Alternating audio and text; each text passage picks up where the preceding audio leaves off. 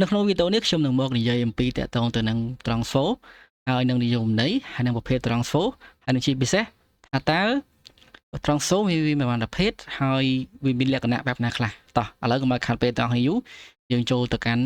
វីដេអូរបស់យើងតែម្ដងទៅទី1តាក់ទងទៅនឹង transfer វាចែកចេញជាពីរប្រភេទតាក់ទងទៅនឹងប្រភេទទី1វាជាប្រភេទ dry transformer ដែលយើងអាចនិយាយបានថាជាប្រភេទ transfer ស្ងួតហើយប្រភេទទី2វាជាប្រភេទតាក់ទងទៅនឹង Ill transformer ដែលយើងអាចនិយាយបានថាតាក់ទងទៅនឹង transfer ដែលប្រើប្រេងហើយនេះវាគឺជារូបរាង transfer ស្ងួតហើយនេះដែរវាគឺជាប្រភេទតាក់ទងទៅនឹង transfer ដែលប្រើប្រេងអញ្ចឹងតាក់ទងទៅនឹងនិយមន័យរបស់វាគឺយើងអាចនិយាយបានថាវាមានចែកចេញជាពីរតាក់ទងទៅនឹង step up ហើយនិង step down និយាយបើយើងនិយាយងាយយល់តាក់ទងទៅនឹង transfer ជាឧបករណ៍អគ្គិសនីដែលប្រើសម្រាប់ដំឡើងឬក៏បញ្ចុះចរន្តអគ្គិសនីនឹងឯងដំបូងឡើយគឺយើងនិយាយតាក់ទងទៅនឹង step up នេះគឺជាបានន័យថាគឺគេប្រើប្រាស់សម្រាប់ការដំឡើងតង់សុងគឺគេប្រើប្រាស់ទៅលើអនុស្ថានីយ៍គឺបានន័យថាគេដឹកជញ្ជូនពីអនុស្ថានីយ៍មួយទៅអនុស្ថានីយ៍មួយទៀតបានន័យថាពីតំបន់មួយទៅតំបន់មួយឬក៏ពីប្រទេសមួយទៅប្រទេសមួយឬក៏ពីខេត្តមួយទៅខេត្តមួយអញ្ចឹងគេប្រើប្រាស់គឺគេដឹកតែតង់សុងទេគេអត់ដឹកចរន្តទេមូលហេតុគឺដោយសារតែបើសិនជាយើងដឹកចរន្តអញ្ចឹងខ្សែកាន់តែធំធ្វើឲ្យបកគោភ្លើងហ្នឹងកាន់តែធំចំណាយកាន់តែច្រើនអញ្ចឹងគេជ្រើសរើសយក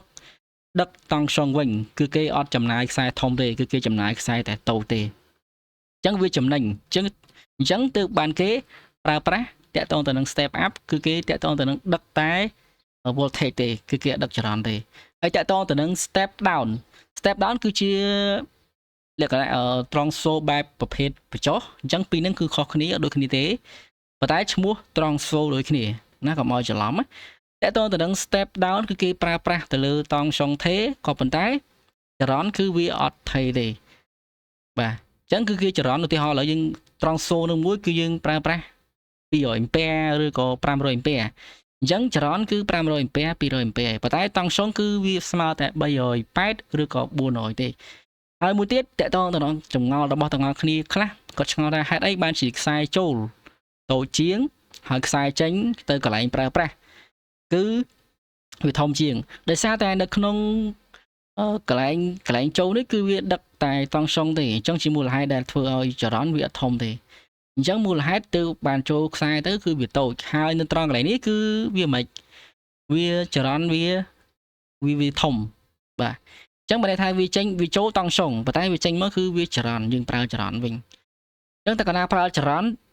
500 ampere យើងត្រូវតែខ្សែធ្វើ support 500 ampere ហ្នឹងដែរ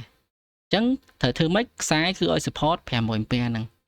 បាទចំណែកឯតង់សុងគឺវាត្រឹមតែ380ទេហើយទាំងអស់គ្នាក៏ឆ្ងល់ថាចុះបើសិនជាគេប្រើតាក់ទងទៅនឹងគឺគេប្រើខ្សែតូចដែរទៅហើយគេដឹកតែតង់សុងដែរទៅហើយចរន្តធម្មតាដែរទៅអត់កើតទេទាំងអស់គ្នានៅក្នុងឧបករណ៍អគ្គិសនីដែលយើងប្រើប្រាស់ប្រចាំថ្ងៃគឺមានតែពីរប្រភេទតែប៉ុណ្ណោះនៅក្នុងប្រទេសកម្ពុជារបស់យើងទី1គឺ380ហើយនិង220អញ្ចឹងឧបករណ៍ប្រើប្រាស់ទាំងអស់គឺមានតែពីរហ្នឹងទេដែលយើងភាគច្រើនយើងប្រើប្រាស់អញ្ចឹងបើសិនជាតង់សុងលើសហ្នឹងគឺវាតាក់ទងទៅនឹងការឆេះការខូចការខាតឬក៏ផ្សេងអីហ្នឹងឯងឡាក់ហើយខ្ញុំគិតថាចំណេះដឹងតិចតួចប៉ុណ្ណឹងខ្ញុំគិតថាទាំងអស់គ្នាយល់ហើយជួបគ្នានៅវីដេអូក្រោយ